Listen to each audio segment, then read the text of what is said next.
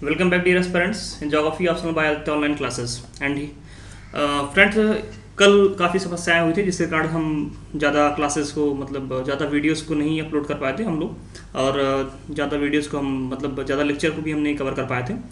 और वीडियो तो मैंने बना लिए थे, दो दो आपके लेक्चर और अपडेट हो चुके थे, लेकिन अपलोड करते समय उसमें प्रॉब्लम हो गई। इस वजह से वो जो सारे वीडियो थे वो क्रैश हो गए। तो फिलहाल कोई बात नहीं, अब प्रॉब्लम सॉल्व हो चुकी है, इसलिए मैं आपके सामने हूँ। और आज चलिए हम फिर पिछला भी हमें कवर करना पड़ेगा, क्योंकि हमने एक दिन जो है कम किया है इसमें। पिछला हमारा दिन केवल एक ही वीडियो हमने लिया उसमें, और उस हिसाब से देखा जाए तो मुझे कवर करना पड़ेगा, उस पिछले दिन की भरपाई करनी पड़ेगी। चलिए कोई बात नहीं, मैं इसके लिए मेहनत करूंगा और आपको और वीडियो हो सकता है आज मैं प्रोवाइड कर दूंगा, ताकि मैं कल का जो है कंपनसेशन आज उसे कर सकूं। ठीक है, तो आइए आज बात करते हैं ज्वार के प्रकार के बारे में। देखिए, इससे पहले हमने ज्वार क्या होता है उसके बारे में चर्चा कर ली, किस प्रकार से ज्वार की उत्पत्ति होती है, उसमें न्यूटन का सिद्धांत क्या है उसके बारे में हमने चर्चा कर ली। और कुछ महत्वपूर्ण जो है पॉइंट्स, जो परिभाषाएं थी, युति वियुति, ये सब क्या होते हैं, ये सब उपसौर अपसौर उपभू अपभू ये सब क्या होते हैं, हमने इस पर भी चर्चा कर ली, सिसगी वगैरह की स्थिति को। ठीक है, अब हम बात करेंगे इसमें ज्वार के प्रकार क्या हैं, और ये आपका आखिरी चैप्टर है ज्वार पर। इसके बाद आपका ज्वार कंप्लीट हो जाएगा। जैसा कि आप देख पा रहे हैं यहाँ पे लिखा है उच्च ज्वार हाई टाइड्स, निम्न ज्वार लो टाइड्स, सर्वोच्च ज्वार हाईएस्ट टाइड्स और निम्नतर ज्वार लोवेस्ट टाइड्स। तो ये हैं ज्वार के चार प्रकार। ठीक है, एक उच्च ज्वार होता है, निम्न ज्वार होता है, सर्वोच्च ज्वार होता है और निम्नतर ज्वार होता है। देखिए यहाँ पे मैंने चित्र बनाया, इस चित्र से आप पहले से भी फैमिलियर हैं, आप पहले से ही इस चित्र को जानते हैं अच्छी तरह से। लेकिन यहाँ पे बनाने का मेरा बस एक ही मोटिव और है यहाँ पे, कि यहाँ पे आपको कृष्ण पक्ष और शुक्ल पक्ष के बारे में बात मैं चर्चा कर दूं, क्योंकि आप अक्सर सुनते होंगे पत्र पत्रिकाओं में जब शादी वगैरह का समारोह होने वाला रहता है, या फिर कहीं डिसाइड होता है डेट वगैरह, तो उसमें आप सुनते होंगे कि कृष्ण पक्ष के सप्तमी को, अष्टमी को, या फिर या फिर शुक्ल पक्ष के सप्तमी या अष्टमी को या नवमी को, हाँ होता है नहीं, आप सुनते होंगे इस तरह से। तो सप्तमी अष्टमी, तो ये क्या होता है हम इसे थोड़ा समझ लेंगे आज कि किस प्रकार से जो पंडित जी लोग होते हैं ये अपना जो माया जाल फैलाते हैं, मतलब कोई बुरा ना मानेगा, ये जस्ट जोक। ठीक है, तो इस तरह से जो है हम सुनते हैं, लेकिन हमें समझ में नहीं आता कि आखिर ये क्या है। तो आज ये भी हम समझ लेंगे आखिर ये क्या है, तो इसलिए मैंने इस चित्र को ड्रा किया है।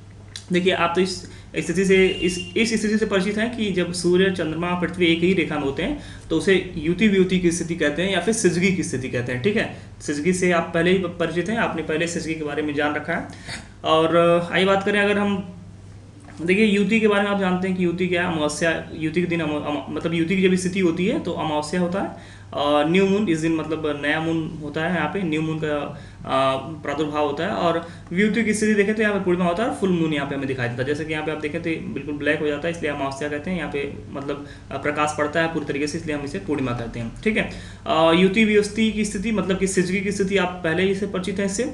आज हम चर्चा करने वाले उच्च ज्वार पे। देखिए, उच्च ज्वार में क्या होता है कि उच्च ज्वार में क्या होता है उसको डिस्कस करने से पहले मैं आपको समझा दूं कि कृष्ण पक्ष और शुक्ल पक्ष क्या होता है। देखिए, आप सभी जानते हैं लगभग चंद्रमा जो है पृथ्वी का एक चक्कर पूरा करने में लगभग 27.5 दिन लेता है। ठीक है, तो हम इसे 27.5 ना मानकर मोटा मोटी हम 28 दिन मान लेते हैं। ठीक है, जब उसे हम 28 दिन मानेंगे तो मान लीजिए चंद्रमा अगर यहाँ है तो आधा डिस्टेंस कवर करने में कितना टाइम लगेगा, 14 दिन लगेगा टाइम। ठीक है, तो 14 दिन का आधा फिर कवर करने में कितना टाइम लगेगा, 7 दिन लगेगा। तो 7 से 8 दिन के बीच में लगता है। तो जब ये यहाँ तक पहुँचता है मतलब, तो इसके बाद जब 7वें 8वें दिन में पहुंचता तभी इसे हम कहते हैं सप्तमी या अष्टमी। वही यही जो मतलब इसका जो स्थिति यहाँ पे होती है उसे हम कहते हैं कृष्ण पक्ष। ठीक है, कोई इसमें नई बात नहीं, बस इतना जाने की 27.5 दिन मतलब परिक्रमा काल होता है लगभग। और अगर हम उसे हाफ में डिवाइड करें तो 14 दिन में आधा पूरा करना चाहिए, और उसको भी अगर हाफ करें तो हम 7 दिन होना चाहिए। तो 7 से 8 दिन मतलब सप्तमी अष्टमी को जो है कृष्ण पक्ष यहाँ पे हम कहते हैं। जब चंद्रमा की उपस्थिति, ये चंद्रमा जब यहाँ से जो है यहाँ पर आ जाता है तब हम कहते हैं सप्तमी या अष्टमी मतलब कृष्ण पक्ष। ठीक है, और वही बात जब फिर आगे जाता है तो यहाँ पे स्थिति ये बनती है।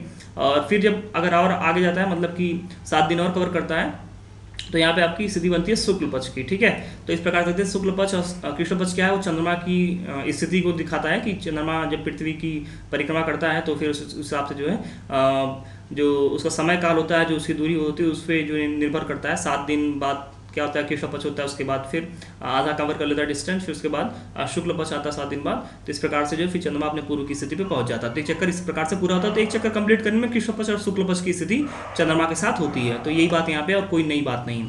और बात करें अगर हम उच्च ज्वार की, देखिए उच्च ज्वार में क्या है कि पहली बात तो एक चीज़ ध्यान रख लें कि जब पृथ्वी, सूर्य और चंद्रमा मतलब ये तीनों, चाहे ये स्थिति हो पृथ्वी, चंद्रमा और सूर्य की, चाहे पृथ्वी, चंद्रमा और सूर्य की ये स्थिति हो, ठीक है, ये दोनों स्थिति अगर है तो इन दोनों स्थिति में होता ये है, पहली बात आप देखिए यहाँ पे डेफिनेशन समझ लें कि सबसे जो जरूरी बात वो ये है कि सूर्य, चंद्रमा एवं पृथ्वी एक सीधी रेखा में हो। अगर उच्च ज्वार आना है तो इसका मतलब ये होगा कि वहाँ पे सूर्य, पृथ्वी और चंद्रमा तीनों ही एक ही दिशा में होंगे, मतलब एक सीधी रेखा में होंगे, ठीक है।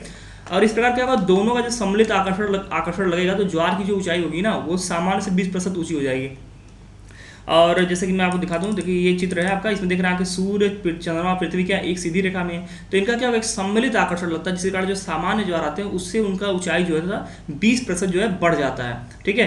तो इसी स्थिति को हम कहते हैं उच्च ज्वार, ठीक है। महीने में 2 बार पूर्णिमा एवं अमावस्या को उच्च ज्वार आता है, बिल्कुल आप जानते हैं कि 2 बार आपको यहाँ पे उच्च ज्वार की स्थिति मिलेगी, जब एक बार यहाँ पे ये युति की स्थिति में होगा और जब एक बार वियुति की स्थिति में होगा, अमावस्या या पूर्णिमा की स्थिति में होगा, तब आपको 2 बार जो है महीने में उच्च ज्वार की क्या मिलेगा, मतलब एग्जाम्पल मिलेंगे, उच्च ज्वार आपको मिलेगा, ठीक है। तो उच्च ज्वार क्या होता है कि जब सूर्य, चंद्रमा एवं पृथ्वी एक सीधी रेखा में स्थित हों तब दोनों के सम्मिलित आकर्षण के कारण ज्वार की ऊंचाई सामान्य से 20% ऊंची होती है। महीने में 2 बार पूर्णिमा एवं अमावस्या को उच्च ज्वार आते हैं, ठीक है। तो आई होप आपको ये बात क्लियर हो गई कि उच्च ज्वार कब आते हैं, जब सूर्य एवं चंद्रमा, पृथ्वी एक ही सीधी रेखा में होते हैं, तब दोनों का सम्मिलित प्रभाव जो होता है ज़्यादा हो जाता है, सम्मिलित आकर्षण बल ज़्यादा लग जाता है, जिसके कारण जो सामान्य ज्वार होते हैं उससे उनकी ऊंचाई क्या होती है, 20% बढ़ जाती है, और इसे ही हम कहते हैं उच्च ज्वार, जिनकी मतलब सामान्यतः यह 2 बार पूर्णिमा एवं अमावस्या को उच्च ज्वार आते हैं, ठीक है। बात करें अगर निम्न ज्वार, तो इसमें स्थिति थोड़ी सी उल्टी हो जाती है। क्या होता है कि जैसे जिस प्रकार से चंद्रमा और सूर्य जो क्या होते हैं एक सीधी रेखा में होते थे, अब क्या होता है कि समकोण पर हो जाते हैं, ठीक है। देखिए यहाँ पे एक लाइन यहाँ पे ड्रॉ हो गई, तो आप इस लाइन से कुछ ना समझेंगे, ये लाइन दरअसल बस वैसी एक एक्सीडेंटल लाइन है यहाँ पे, क्योंकि जब कभी भी आप लिखते रहे, मान लीजिए आप कभी लिखते रहे होंगे तो आप किसी ने आपको हिला दिया होगा आपका हाथ को, या फिर आपको हिला दिया होगा, तो एक लाइन जैसे गुजा जाता है ना, तो बस ये बुझा गया, तो ठीक है, इस लाइन को आप बिल्कुल भी मतलब कंसीडर नहीं करेंगे, बस जान लें कि एक एक्सीडेंटल लाइन है यहाँ पे, तो इसे आप ध्यान नहीं रखेंगे, ओके। हमारा जो काम है इन तीनों लाइन से है, लाइन से यहाँ पे कोई बहुत मतलब नहीं, हमें बस समझना जो है वो है कि सूर्य और चंद्रमा, पृथ्वी की स्थिति किस प्रकार से होती है जब निम्न ज्वार की उत्पत्ति होती है, ओके। तो मैं आपको बता दूं कि आपने उच्च ज्वार में पढ़ा कि एक सीधी रेखा में होना चाहिए, लेकिन निम्न ज्वार की जब बात करते हैं तो यहाँ पे क्या होता है, समकोण पर होना चाहिए। देखिए आप देख रहे हैं कि ये देखिए एक समकोण, एक एंगल यहाँ पे बन रहा है, देखिए ये मून है आपका, और ये अर्थ, देखिए एक समकोण की स्थिति बन रही है कि नहीं, 90 डिग्री। फिर दूसरे वाले साइड अगर मून यहाँ पे होता है तब भी यहाँ पे 90 डिग्री की स्थिति बन रही है, मतलब कि ये शुक्ल पक्ष और ये कृष्ण पक्ष, मतलब कृष्ण पक्ष और शुक्ल पक्ष की स्थिति में जब चंद्रमा होगा तब किसकी उत्पत्ति होगी, निम्न ज्वार की उत्पत्ति होगी, ठीक है। आइए बात कर लेते हैं, इसके डेफिनेशन को देख लेते हैं। देखिए जब सूर्य एवं चंद्रमा तथा पृथ्वी समकोणीय स्थिति में हो तो दोनों का आकर्षण बल एक दूसरे के प्रभाव को कम कर देता है और ज्वार की ऊंचाई सामान्य ज्वार से 20% कम होती है। देखिए होता ये है कि अब मान लीजिए अगर एक दिशा में रहेंगे तो दोनों का आकर्षण बल जो सम्मिलित प्रभाव डालेगा ज़्यादा प्रभाव पड़ेगा, जिसके कारण क्या ऊंचाई बढ़ जाती है। लेकिन मान लीजिए जब एक मून यहाँ पे आ गया है और सूर्य यहाँ पे है, तो अब क्या करेगा, ये अपना आकर्षण बल लगाएगा, ये अपना आकर्षण बल लगाएगा। इस कारण क्या होगा कि इन दोनों का प्रभाव जो है ना, आकर्षण बल जो है एक दूसरे के प्रभाव को कम करने का प्रयास करेंगे, क्योंकि ये अपनी तरफ खींचने का प्रयास करेंगे जल को, ये अपनी तरफ खींचने का प्रयास करेंगे। इस प्रकार क्या होगा, ऊंचाई जो है सामान्य से भी कम हो जाती है, मतलब सामान्य से 20%, 15 से 20% ऊंचाई जो होती है घट जाती है। तो इस प्रकार से यहाँ पे हम निम्न ज्वार की उत्पत्ति देखते हैं। वही स्थिति मान लीजिए अभी तक चंद्रमा यहाँ पे शुक्ल पक्ष में था, अब मान लीजिए कृष्ण पक्ष में आ गया, तो वही स्थिति यहाँ पे भी होती है कि दोनों जो है एक दूसरे के आकर्षण बल को क्या करते हैं, निरस्त करने का प्रयास करते हैं, जिसके कारण जो ज्वार की ऊंचाई होती है वो सामान्य से 15 से 20% कम होती है, ओके।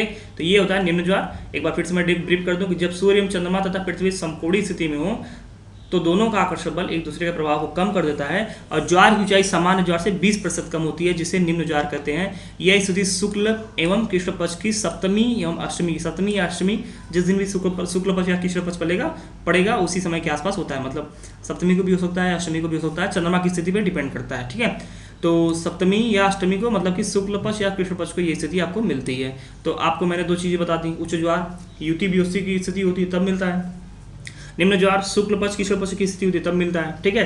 तो ये 2 चीज़ें थी, आपको क्लियर हो गई आई होप। अब आइए मूव करते हैं अपने सर्वोच्च ज्वार और आपका जो हमारा निम्न ज्वार, निम्नता ज्वार है उस पर चर्चा कर लेते हैं। देखिए ये बहुत ही आसान है, क्योंकि इससे पहले जो बेस इसका चाहिए था मैंने आपको उस बेस को पहले ही पढ़ा रखा है। अब वो बेस क्या था, युति व्युति की स्थिति, उपभू अपभू की स्थिति, उपसौर अपसौर की स्थिति, ये मैंने आपको पहले पढ़ा रखा है, तो यहाँ पे आपको समझने में जरा सी समस्या नहीं होगी। देखिए सर्वोच्च ज्वार मतलब कि हाईएस्ट टाइड क्या है, सूर्य पृथ्वी चंद्रमा एक सीधी रेखा में हो। देखिए पहली जो कंडीशन इसकी है वो ये है कि जो उच्च ज्वार वाली कंडीशन थी, जो उच्च ज्वार वाली स्थिति थी वो स्थिति होनी चाहिए, मतलब कि सूर्य चंद्रमा पृथ्वी दोनों तीनों क्या होना चाहिए, एक सीधी रेखा में होना चाहिए। आप मुझे बताइए क्या उच्च ज्वार में ऐसी स्थिति थी? बिल्कुल थी। उच्च ज्वार में जो सूर्य था, जो चंद्रमा था और जो पृथ्वी थी, वो तीनों एक ही सीधी रेखा में थे। तो उच्च ज्वार की जो स्थिति होती है, पहली बात तो ये है कि सर्वोच्च ज्वार में वो कंडीशन होनी चाहिए, पहली कंडीशन कि सर्वोच्च ज्वार में उच्च ज्वार की स्थिति होनी चाहिए। और दूसरी कंडीशन क्या होनी चाहिए कि दोनों निकटतम दूरी पर हो। देखिए दोनों निकटतम दूरी का मतलब यहाँ पे देखिए चंद्रमा और सूर्य से है। चंद्रमा भी पृथ्वी से निकटतम दूरी पर होना चाहिए, सूर्य भी पृथ्वी से जो है निकटतम दूरी पर होना चाहिए, यानी उपभू और उपसौर की स्थिति होनी चाहिए। उपभू और उपसौर क्या है मैंने आपको बता रखा है कि उपभू मतलब जब चंद्रमा सूर्य के सबसे निकट हो तब उस स्थिति को हम कहते हैं उपभू, और सूर्य उपसौर मतलब कि जब सूर्य पृथ्वी के सबसे निकट हो तो उसे कहते हैं उपसौर। देखिए जो परिक्रमण जो पाथ होता है, जो इनका जो जिस पाथ पे परिक्रमा करते हैं वो बिल्कुल सर्कल नहीं होता है, वो थोड़ा सा क्या होता है इलिप्टिकल होता है, दीर्घवृत्ताकार होता है, जिसके कारण कभी कभी स्थिति बहुत नज़दीक की हो जाती है, कभी कभी स्थिति बहुत दूर की हो जाती है सूर्य के कंपैरिजन में, पृथ्वी और चंद्रमा की और इन दोनों की भी आपस में, ठीक है, चंद्रमा की भी और पृथ्वी के भी कंपैरिजन में भी ऐसा ही होता है। तो इस प्रकार क्या होता है, कभी कभी स्थिति बहुत नज़दीक होती है, कभी कभी स्थिति बहुत दूर होती है, कभी कभी स्थिति सामान्य होती है। तो इस प्रकार से हम देखते हैं कि सूर्य पृथ्वी एवं चंद्रमा जब एक सीधी रेखा में हो तथा दोनों के निकटतम दूरी क्या दोनों निकटतम दूरी पर हो, अर्थात उपभू एवं उपसौर की स्थिति हो, तब ज्वार की जो ऊंचाई होती है वो अधिक होगी, जिसे कहते हैं सर्वोच्च ज्वार। मतलब सर्वोच्च ज्वार का यहाँ पे क्या मतलब है कि पहली बात ये है कि उच्च ज्वार की स्थिति होनी चाहिए, दूसरी बात कि चंद्रमा और सूर्य जो है पृथ्वी से निकटतम दूरी पर होने चाहिए, तब जो ज्वार उत्पन्न होंगे वो ज्वार क्या होंगे, सर्वोच्च ज्वार होंगे। ऐसा क्यों? क्योंकि मान लीजिए अगर चंद्रमा अधिक निकटतम दूरी पर है और सूर्य भी निकटतम दूरी पर है, तो पहली बात तो है एक सम्मिलित प्रभाव जो उच्च ज्वार की स्थिति में लगता था वो तो लगेगा ही लगेगा, लेकिन जब ये दोनों और नज़दीक आ जाएंगे तो मुझे बताइए आप क्या इनके आकर्षण बल में जो प्रभाव आकर्षण बल का वो बढ़ नहीं जाएगा? बिल्कुल बढ़ जाएगा, क्योंकि हमने पहले ही न्यूटन के नियम के अनुसार पढ़ रखा है कि जो दूरी पर और द्रव्यमान पर क्या करता है, आकर्षण बल निर्भर करता है। तो जब दूरी घटेगी तो जाहिर सी बात है आकर्षण बल बढ़ेगा। इस प्रकार आप देखेंगे जो उच्च ज्वार में जो ज्वार की ऊंचाई होती है उससे भी अधिक ज्वार आते हैं, क्योंकि ये दोनों क्या होते हैं, नजदीक आ जाते हैं, और इस कारण इनके आकर्षण बल शक्ति होती है, इनके प्रभाव में क्या होती है, वृद्धि हो जाती है, जिसके कारण जो ज्वार की ऊंचाई होती है वो बढ़ जाती है। ठीक है, तो आई होप आपको चीज़ें क्लियर हो रही हैं। आइए बात करते हैं निम्नतम ज्वार की स्थिति। देखिए इसमें बस बिल्कुल उसकी उल्टी स्थिति हो जाती है, जैसा कि आपने निम्न ज्वार पढ़ा है। पहली बात होगा वो कंडीशन यहाँ पे चाहिए, कैसे, जब सूर्य पृथ्वी और चंद्रमा समकोण की स्थिति पर हो, मतलब जो हमने निम्न ज्वार में कंडीशन देखी थी कि सूर्य चंद्रमा पृथ्वी समकोण की स्थिति होनी चाहिए, तब जो ज्वार जाते हैं जो बहुत ही छोटे आते हैं ऊंचाई के, बहुत ही निम्न ऊंचाई के आते हैं। पहली कंडीशन इसमें ये। दूसरी कंडीशन इसमें ये होनी चाहिए कि दोनों पृथ्वी से अधिकतम दूरी पर हों, अर्थात कि चंद्रमा और सूर्य पृथ्वी से अधिकतम दूरी पर हों, ये दूसरी कंडीशन है। जैसे कंडीशन यहाँ पे क्या बनेगी, अपभू और अपसौर की, मतलब चंद्रमा भी पृथ्वी से अधिकतम दूरी पर हो, सूर्य भी पृथ्वी से अधिकतम दूरी पर हो। जब देखिए पहले तो कंडीशन ये थी कि दोनों समकोण पर हों, जिसके कारण आपने देखा कि निम्न ज्वार की स्थिति होती थी। अब वो निम्न ज्वार की स्थिति तो रहनी ही चाहिए, मतलब समकोण पर तो रहने ही चाहिए, लेकिन उसके बाद क्या होने चाहिए, उसके बाद ये अपने अधिकतम दूरी पर भी होने चाहिए। और मैंने आपसे बताया कि दूरी पर जो है आकर्षण बल क्या करता है, निर्भर करता है। तो जब दूरी बढ़ेगी तो आप मुझे बताइए क्या आकर्षण बल के प्रभाव में कमी नहीं होगी? बिल्कुल कमी होगी। तो इस प्रकार से देखेंगे आप कि आकर्षण बल जो है यहाँ पे और कम हो जाता है, जिसके कारण जो ज्वार पहले निम्न ज्वार था अब वो निम्नतर ज्वार हो जाता है, लोवेस्ट टाइड हो जाता है, उसकी ऊंचाई सबसे कम होती है। ठीक है, तो आई होप आपको ये चारों मतलब प्रकार जो है ज्वार के वो क्लियर हो गए होंगे। नहीं इनकेस अगर नहीं क्लियर है तो आप मुझे कमेंट सेक्शन में बताएं, लेकिन मुझे उम्मीद है बहुत ही आसान है, आपको क्लियर हो गए, मैंने समझाने का अच्छे से प्रयास किया। एक बार मैं निम्नतम ज्वार की डेफिनेशन फिर से ब्रीफ कर देता हूँ कि जब सूर्य पृथ्वी और चंद्रमा समकोण पर स्थित हों तथा दोनों के बीच अधिकतम दूरी पर हो, दोनों पृथ्वी से क्या अधिकतम दूरी पर हो, तब आकर्षण बल के न्यूनतम होने पर ज्वार की ऊंचाई सबसे कम होती है, अर्थात अपभू और अपसौर की स्थिति। ठीक है, तो इसे आप ध्यान से देख लेंगे। और इस चीज़ में देखने में डिस्कस कर दूँ सम ज्वार रेखा। देखिए आपने समताप पढ़ रखा है, समताप रेखा पढ़ रखा है, समलवण रेखा पढ़ रखा है, तो इसमें सम ज्वार रेखा क्या है, इसे समझने में आपको जरा सी भी दिक्कत नहीं होगी, बस मैं आपको एक बार बता दूँ कि क्या है तो आप समझ जाएंगे। देखिए एक ही समय पर आने वाले उच्च ज्वारों के स्थान को मिलाने वाली रेखा को समज्वार रेखा कहते हैं। बहुत ही सिंपल सी बात है, क्या है कह रहे हमारी कोई एक स्थान ये है, कोई एक स्थान ये है, और यहाँ पे भी ज्वार एक ही 12 बजे उत्पन्न होता है, यहाँ पे भी ज्वार जो है 12 बजे दिन में उत्पन्न होता है। तो 12 बजे दिन में दोनों स्थानों पे ज्वार उत्पन्न होता है, मतलब दोनों स्थान पे ज्वार जो है एक ही समय आ रहा है। तो इन दोनों जब स्थानों को मिला देंगे तो जो रेखा बनेगी इसे कहेंगे समज्वार रेखा। ठीक है, कोई भी इसमें टेक्निकल बात नहीं है। ओके, आइए कुछ और नियम देख लेते हैं जो सामान्य नियम के तौर पर भी जाने जाते हैं। बात करें अगर अधिक गहरे महासागरों में तरंगों की ऊंचाई क्या होती है, अधिक होती है, कारण यहाँ उच्च इसे इस कारण यहाँ पे उच्च तथा सर्वोच्च ज्वार आते हैं, तथा कम गहरे या छिछले महासागरों में तरंगों की ऊंचाई कम होती है, इस कारण यहाँ पे लघु ज्वार आते हैं। देखिए बहुत ही सिंपल बात है, लेकिन एक सामान्य नियम भी है, आप इस नियम को बहुत ही गांठ बांध लेंगे कि ये नियम क्या है। देखिए अगर महासागर गहरा है, ठीक है, अगर महासागर गहरा है तो क्या होगा, जल की उपस्थिति ज़्यादा होगी। अब इसके कारण आप देखेंगे जब चंद्रमा या सूर्य आकर्षण बल लगाया तो ये ज़्यादा जल यहाँ पे उठने की प्रवृत्ति, क्योंकि जल में देखिए उठने की प्रवृत्ति होगी, ठीक है, लेकिन स्थल में तो होता नहीं है। तो जब जल ज़्यादा रहेगा तो यहाँ पे क्या होगा, ये चंद्रमा और पृथ्वी के आकर्षण बल के कारण जल क्या होगा, ऊपर उठने का ज़्यादा प्रयास करेगा। तो ज़्यादा गहरे महासागर या सागर में ही क्या होता है, उच्च ज्वार या उच्च सर्वोच्च ज्वार की स्थिति होती है। लेकिन मान लीजिए अगर एक कंडीशन आपको ये मिल जाती है जिसमें बहुत छिछला जो है स्थल है और यहीं पे जो छिछला जल, बस इतना दूर जल है, तो आप मुझे बताइए क्या ये जल उठ पाएगा? बिल्कुल नहीं उठ पाएगा, क्योंकि इतना ज़्यादा ये स्थल से चिपका हुआ है कि इसको उठाने का मतलब स्थल को उठाना है, ठीक है। ये असल में इसको जल उठाना नहीं हो कहेंगे, हम कहेंगे स्थल ही उठा रहे हैं। तो आप जानते हैं, ये पहले मैंने आपसे चर्चा कर रखी है कि स्थल में जो आकर्षण बल होता है वो लगता है, लेकिन वो जल के जितना उठता नहीं, इससे हमें पता नहीं चलता, और ये जो होता है रिजिड होता है, इसलिए ये उठ नहीं पाता, तरल होता नहीं स्थल, मतलब जो आपका चट्टान है तरल तो होगी नहीं, जिसके कारण क्या होगा, ये उठ नहीं पाता है। तो अगर छिछला है तो इसका मतलब आपको जल यहाँ पे उठाने का मतलब है कि आप जो है यहाँ पे स्थल जो नीचे है उसको उठा रहे हैं, तो ऐसा होता नहीं है। आप देखे होंगे नदी देखे होंगे, आप तालाब देखे होंगे, तो क्या आपने कभी नदी और तालाब में ज्वार की स्थिति देखी है क्या? क्यों देखेंगे आप? नहीं देखेंगे। क्यों नहीं देखेंगे? क्योंकि वो जो है बहुत छिछला जल है, बिल्कुल सतह से चिपका हुआ है, एकदम सतह से चिपका हुआ, कोई बहुत गहराई नहीं है वहाँ पे, इसलिए वो कभी उठते नहीं, उसमें कभी ज्वार नहीं आता है। चाहे तालाब हो, चाहे आपका नदियाँ प्रवाहित होती हैं, कहीं पे ज्वार नहीं आते। क्यों? क्योंकि बहुत ही छिछले जल होते हैं और एकदम स्थल से चिपके हुए होते हैं, और इनको उठाना मतलब कि स्थल को ही उठाना है, तो जो कि सामान्य तौर पर नहीं देखा जाता है, ठीक है।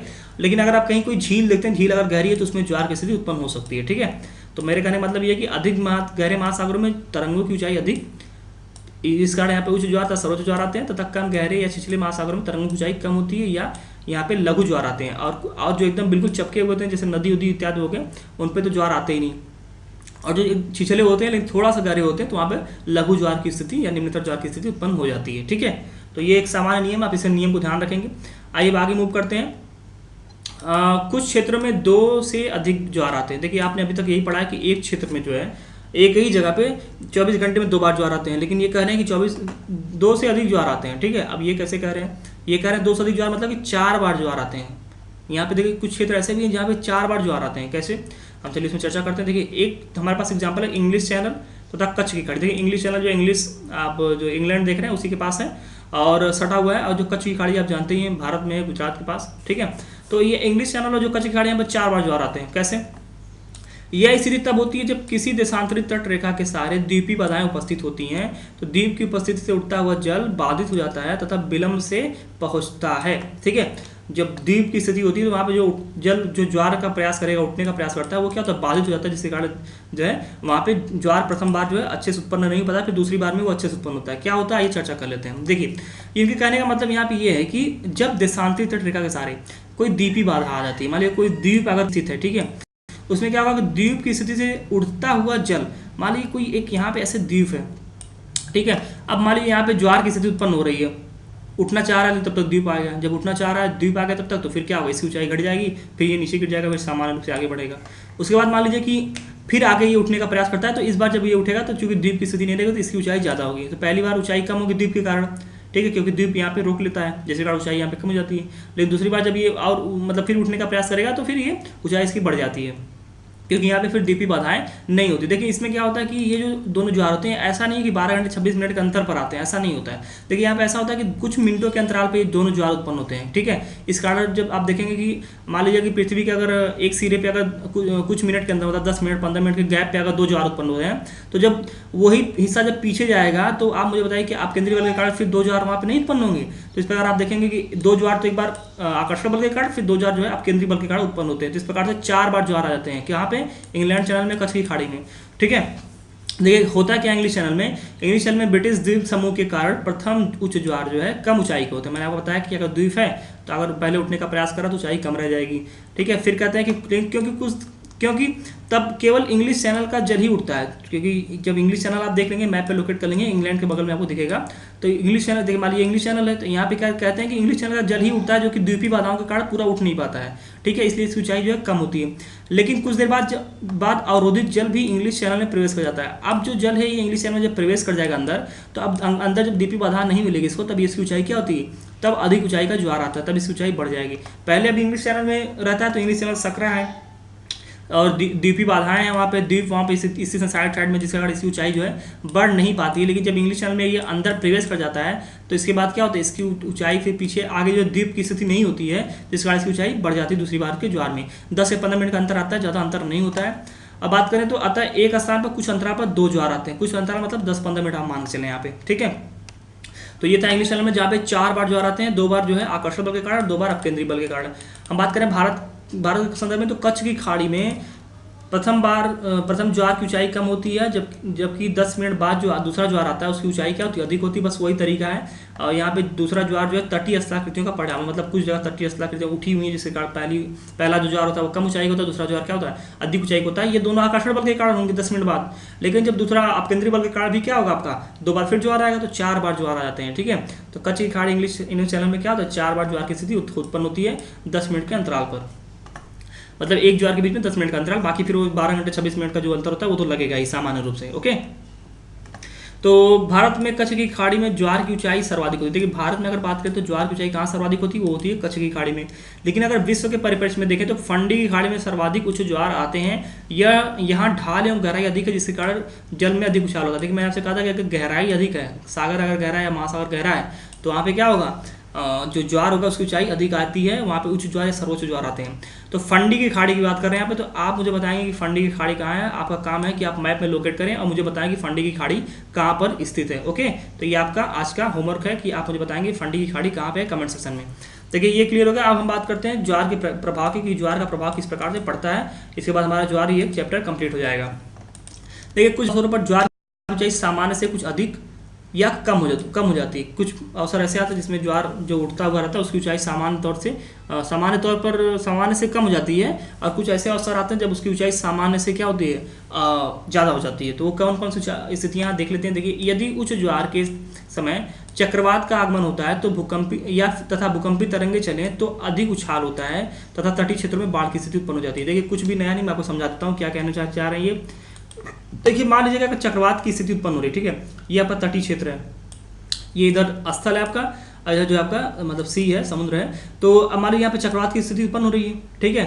तो अब क्या करना है कि और हमारी चक्रवात की स्थिति उत्पन्न हुई और साथ साथ भूकंपी तरंगे भी चल रही हैं। तो देखिए भूकंपी तरंगे जब उत्पन्न होती है, मतलब भूकंप जब आते हैं तो सागर का जो जल होता है वो फिर क्या होता है, ऐसे कल चलने लगता है, मतलब ऊपर नीचे, फिर ये भूकंप की स्थिति होती है, ठीक है। जिसे हम कहते हैं सरफेस जो वेव होती हैं वो इस तरह से चलती हैं, ठीक है, अप एंड डाउन ऐसे चलती हैं। तो मान लीजिए कि इसी समय जो है आपका एक ज्वार की उत्पत्ति हो रही है, मतलब एक ज्वार यहाँ पे उत्पन्न हो रहा है, एक ज्वार उत्पन्न हो जाता है। अब मुझे बताइए कि जब ये तरंगे चलेंगी इस प्रकार से, या फिर तरंगे जब इस प्रकार से चलेंगी तो क्या होगा कि अभी ज्वार की ऊंचाई है, तो तरंग जब एक बार फिर तरंग जब क्या करेगी, ऊपर उठने का प्रयास करेगी, मतलब जब इसका श्रृंग वाला जब हिस्सा आएगा तो ये क्या तरंग जब ऊपर उठने का प्रयास करेगी तो ये क्या करेगी, ज्वार की ऊंचाई को थोड़ा सा और बढ़ा देगी।